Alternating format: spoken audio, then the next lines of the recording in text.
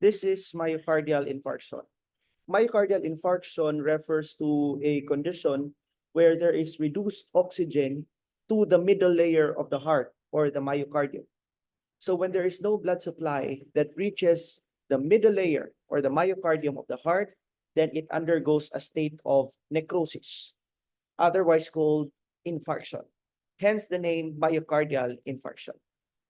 Your myocardial infarction class is attributable to, number one, when the coronary artery disease has not been resolved. Remember, in coronary artery disease, we've been giving our patients medications like atorvastatin, rosuvastatin, simvastatin. These are antilipidemics. So if considering itagaan na kag antilipidemics and you still continue to take high fatty meals, you still continue to have sedentary lifestyles, then your coronary artery disease would progress to become myocardial infarction. Aside from an unresolved coronary artery disease, your angina pectoris that has not been resolved could develop to become myocardial infarction. So even if you take nitroglycerins and the angina pectoris does not go away, maybe class, it has progressed to become myocardial infarction. Because myocardial infarction is the worst form of your chest pain. In myocardial infarction, what is so characteristic about this is that the chest pain does not go away even if you take medications. Kung ka-remember mo class sa angina pectoris, it is relieved by rest. Sa stable angina pectoris. Sa unstable angina pectoris, it is not relieved by rest, pero it can be relieved by medication. But what if it is not relieved by rest and it is not relieved by medication? That is now what we call as myocardial infarction. When coronary artery disease or angina pectoris has not been resolved, that could reduce the oxygen supply of blood to the heart. So when the blood supply to the heart is reduced, this could bring about anaerobic metabolism. And anaerobic metabolism releases lactic acid as a waste product. And what happens if there is lactic acid that is being released? Number one, it can lead to increased acidity of the blood, or we call it as acidosis. So we know that acidosis class happens when there's too much acid in the body and the pH value decreases. So what would be the effect if there is acidosis? Acidosis can cause hemolysis. Okay? It can cause hemolysis. Makabuak na siya sa imuhang dugo.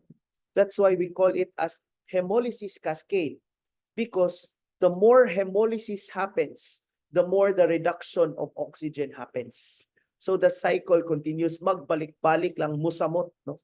The consequence only worsens the condition. Because when you have reduced O2, you will have acidosis. And acidosis causes hemolysis. And hemolysis further worsens the reduction in your CO2. What if you have lactic acid? What else could it cause? It could irritate the nerve. We have learned that acidosis is irritating to the nerve. So what happens when it irritates your nerve? That is where the patient manifests chest pain. Okay? And how do we describe the chest pain in patients with myocardial infarction? Take note, class, that the chest pain in MI is substernal. Okay? It is substernal, meaning it is under your sternum. Okay? It is under your sternum, and it radiates to the jaw, it radiates to the arms, and it radiates to the entire back. Okay? So, ang sakit sa chest pain is not only in the chest area, but it radiates to the arms, to the jaw, and to the whole back. So, it's a radiating pain. And the pain, is crushing. Sakit yun kaayo. Mura ka gidatugan og ilipante sa imuhang dughan. That is the characteristic of chest pain in patients with MI.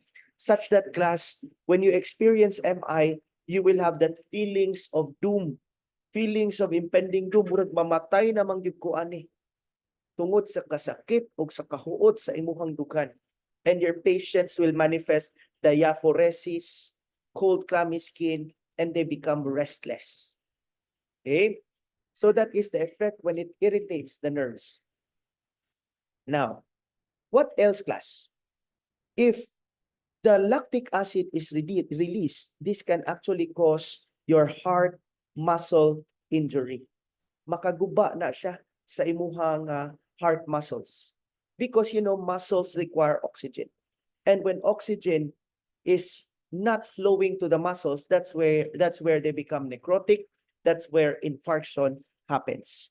So when there is heart muscle injury, okay, let's go to heart muscle injury. What happens when there is heart muscle injury? It can cause the ventricular muscles to compensate. Okay?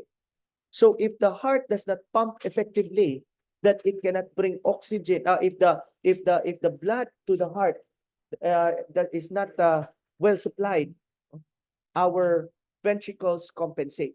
So the ventricles attempt to pump stronger. Okay?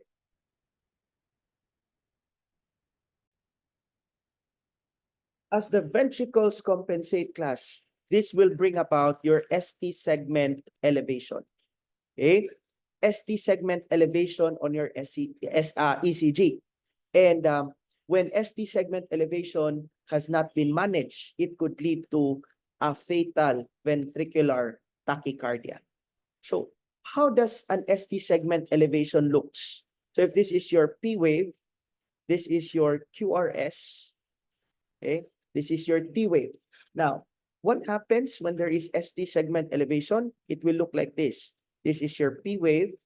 This is your QRS and elevated. So there you see an elevated ST segment. So that's why, so you will not forget that in MI, there is ST segment elevation.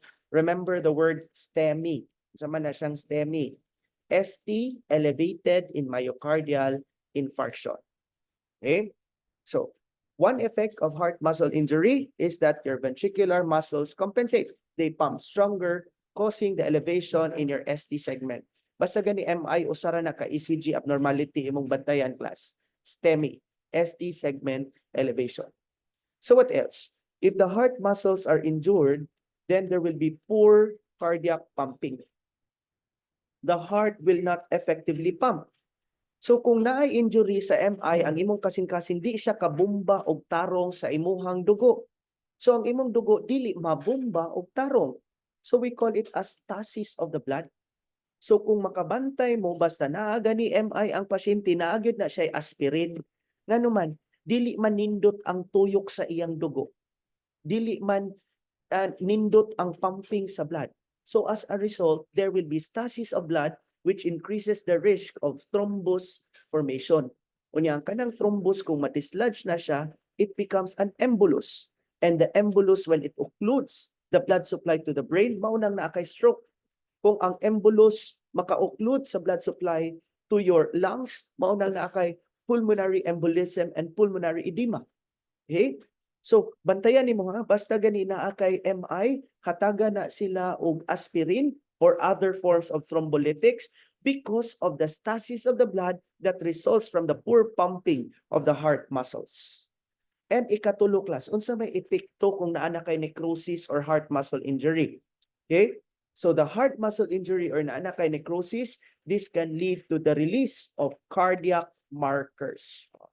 Unsa man ang mga cardiac markers? You can have CPK, creatinine phosphokinase. You can have creatinine phosphokinase myoglobin, CPK-MB, or you can have troponin. Okay? Kaning tulo, class, are cardiac enzymes. Basta na gani atake or MI, musaka ang imong mga levels ani. So how would we know that patients have MI? Siyempre na ay chest pain, so makita nimo sa iyang cardiac markers. Pero naa may mga pasyente, class, nga diabetic. So kung diabetic ang pasyente, naa na sila neuropathy. So kung naa kay neuropathy, dili ka maka-feel og pain kaayo, kay numban ang imong mga nerves. So there is a silent MI. No, pwede siyang nag-silent MI. So unsaon man na nako pagkaibaw kung nag-MI na bang pasyente nga mo ra man siya wala, no? Nanluspad na mala na siya kalit, nga wa man mohuot iyang dughan.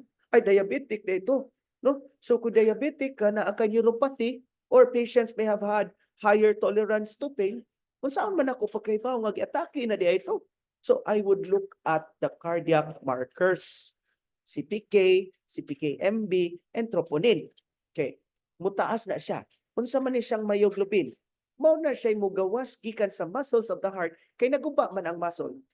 Diba that is the protein breakdown if you remember our discussion on rhabdomyolysis. So when muscles break down, myoglobin is released.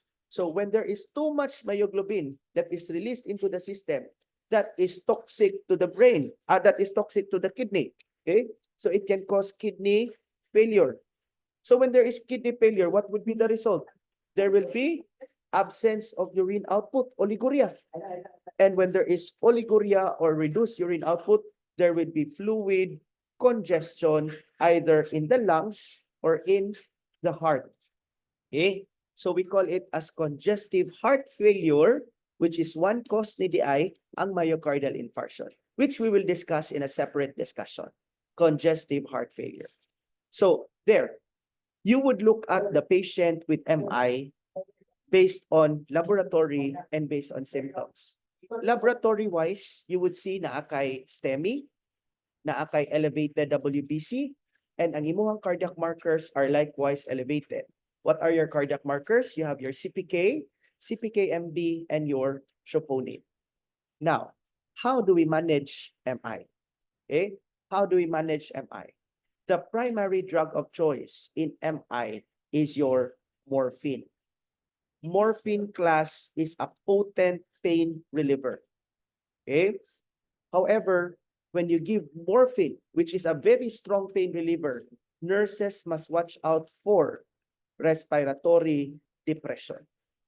Okay? You would notice that mothers during labor who are given pain relievers, unya, pwede na siyang mo-complicate dito sa bata, ang bata dili makaginhawa og tarong because the side effect or the worst effect of your morphine is respiratory depression. That's why when respiratory depression comes in, you should give your antidote, and your antidote is naloxone. Okay?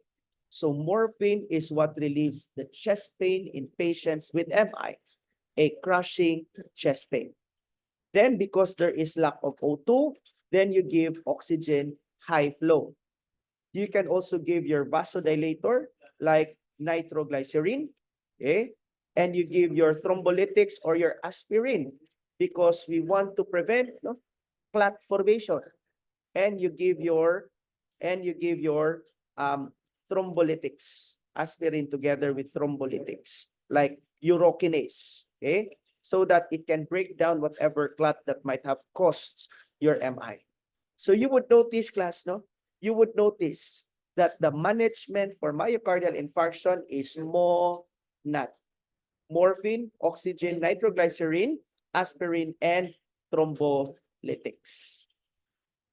So that ends our discussion on myocardial infarction.